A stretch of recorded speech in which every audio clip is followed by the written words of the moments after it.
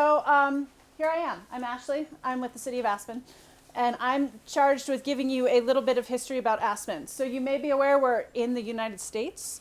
On the left, you can see the Rocky Mountains. Something that's interesting is that even though Aspen is in central Colorado, we're actually in the southern Rocky Mountains. So here you can see the Rockies run through, and Aspen's the star there. So we're right in central Colorado. And one thing you might not be aware of, because most of you came over the beautiful Independence Pass, is that Aspen is actually in a valley.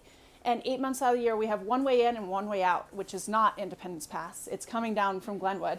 So Aspen's at the head of the valley. As you move down, you have the town of Snowmass Village, Basalt, Carbondale, and Glenwood. So that's kind of just to give you there's only one way out if you come here in the winter, so be careful. So I could easily talk, this is the exact same map, but it's just from a watershed perspective.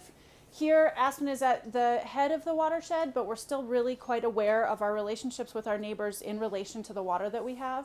So I could welcome you to Aspen, or I could welcome you to the Roaring Fork River Valley, because we kind of think of ourselves as this whole valley that's connected by the water we all share throughout it. Where is Aspen on that map? Aspen is right here, and this is Independence Pass.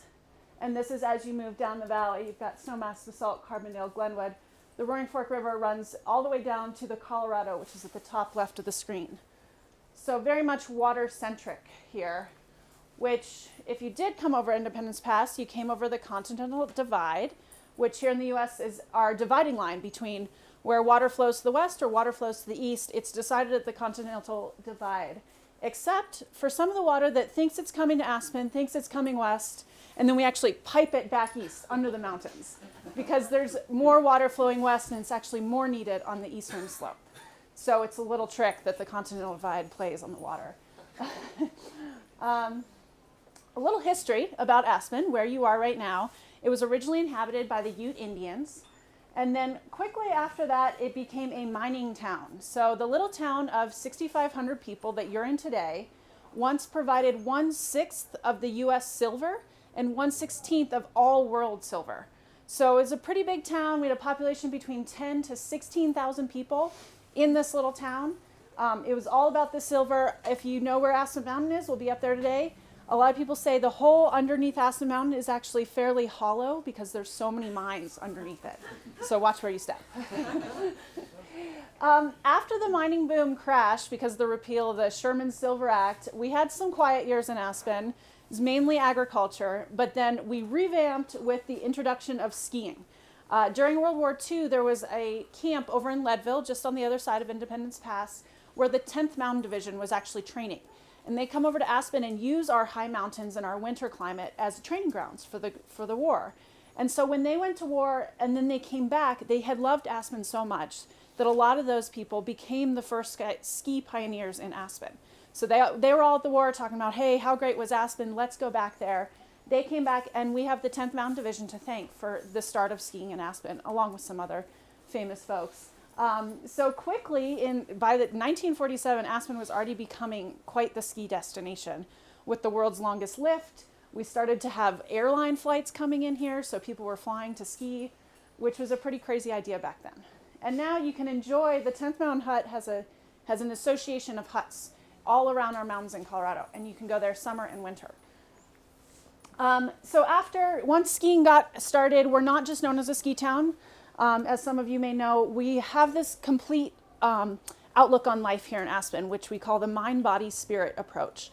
So Walter and Elizabeth Pepke, a couple from Chicago, fell in love with Aspen, wanted to create a cultural center, and actually hosted one of their first cultural events in a tent outside, which we now know as the same place as the music tent.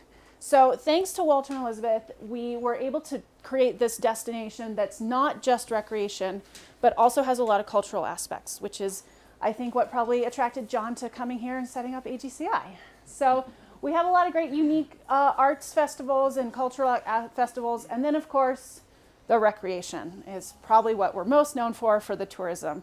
Fishing, rafting, hiking, biking, skiing, cross-country skiing, you name it, golfing, you can do it here.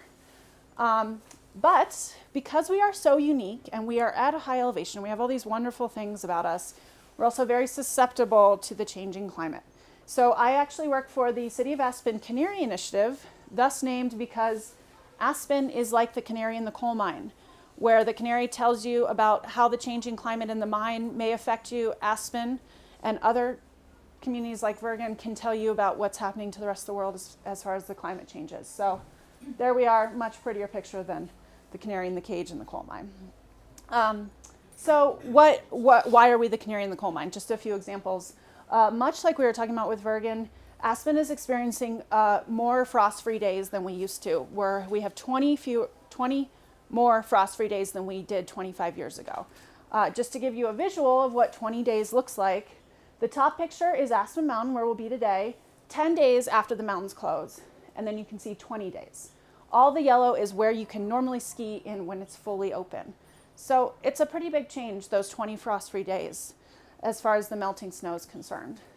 Another phenomenon we're seeing more recently is dust on snow. A lot of dust is picked up by wind events from our surrounding deserts.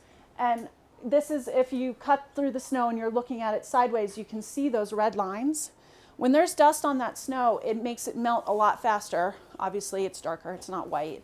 And so when we do get these dust events, we know that spring is going to come a lot sooner than we anticipated, because once that dust event comes to the surface, that snow is going to melt a lot quicker.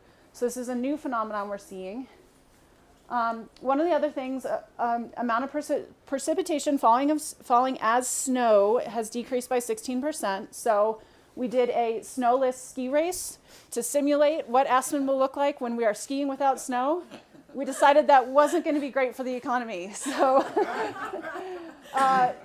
so although precipitation projected to remain similar, a lot more as rain, less as snow, and in a place where we're totally dependent on snow, we really hope that it keeps coming. One more thing, in a dry and warmer climate, we are experiencing a lot more fires. There's a fire in Glenwood right now. People were evacuated last night, 20 homes. Last summer was the worst fire season in history in Colorado. I don't know if it made international news, but it definitely made national news. We all, in my office right now, I have a backpack that's ready to go for a fire evacuation. It's become a big part of what we do at the city, is talking to people about fire mitigation, fire safety, and having your fire evacuation plan, just because we are so dry. So I work for the Canary Initiative, and what we're trying to do is, we're not quite at the adaptation planning stage. That's why I'm so happy to be here. But we are on the mitigation stage, so we're trying to reduce our electricity use and transportation use, are our big two sources of greenhouse gases. One of the ways that we're doing that is we have an amazing bus system.